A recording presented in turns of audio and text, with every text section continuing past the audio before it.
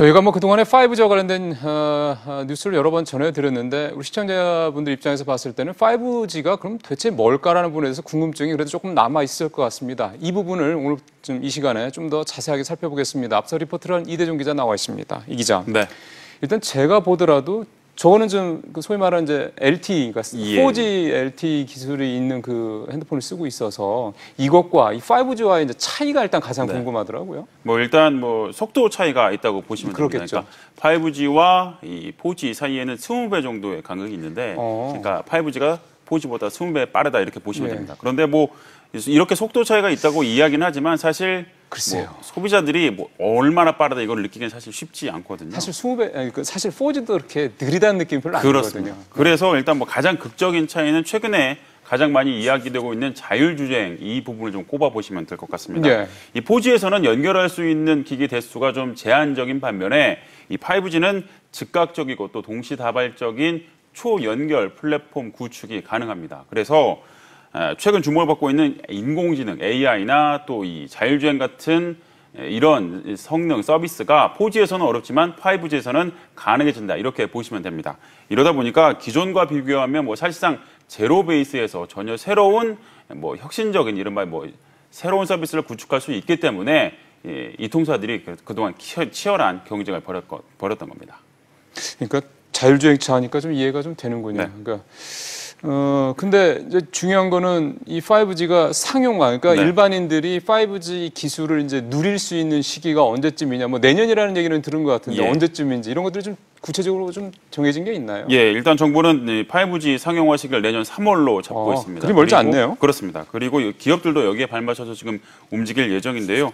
물론 관건은 5G 관련 장비 그리고 일반 소비자분들이 가장 손쉽게 느낄 수 있는 이 5G용 이 스마트폰이 언제 출시되느냐가 관건이기는 합니다. 이러다 보니까 상용화는 뭐 사실 일반 소비자보다는 기업 서비스가 좀 먼저 이루어질 가능성도 적지 않습니다. 정부는 물론 또 이 기업들도 준비를 서두르고 있기는 하고 있기 때문에 뭐 아무리 늦어도 내년 상반기 안에는 일반 소비자들도 이 5G 서비스를 이용할 수 있을 것으로 보입니다. 또 소비자 입장에서 또 하나의 관심사는 통신비입니다. 그렇습니다. 왜냐하면 제 기억으로도 3G에서 4G로 갈 때 통신비가 이 데이터를 많이 쓰게 되면서 사실 몇만 원이 올랐거든요. 그렇습니다. 그러다 보니까 이게 더 빠른 20배나 더 빠르다 5G로 가게 되면은 거기서 또 몇만 원 더 오르는 게 아니냐는 생각이 언뜻 들어서 요금은 어떻게 해야 될까요? 뭐 일단 결론적으로는 어느 정도는 좀 오르는 게 불가피할 것으로 보입니다. 뭐 투자비도 있을 테니까. 그렇습니다. 방금 말씀하셨던 그 투자비 면에서 이 5G 전국망을 구축하는데 약 20조 원의 이 자금이 투입될 것으로 보이고 있습니다. 특히 또 실제로 아직까지 자금을 투입하지 않았기 때문에 더 많은 돈이 투입될 수도 있다. 이런 지금 전망이 나오고 있습니다. 이렇게 되면 뭐 사실상 통신사들이 뭐 소위 얘기하는 자원봉사를 하지 않는 바에야 통신비 인상은 불가피할 것으로 보이는데요.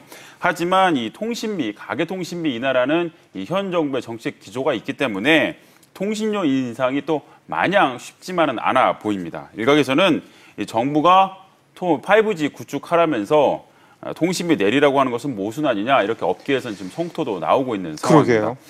물론 뭐 이런 이야기를 업계에서 공개적으로 할 수는 없을 것으로 보입니다만 통신료를 내리라는 정부 그리고 어쩔 수 없이 인상을 할 수밖에 없다라는 이 업계 간의 불협화음은 불가피할 것으로 보입니다.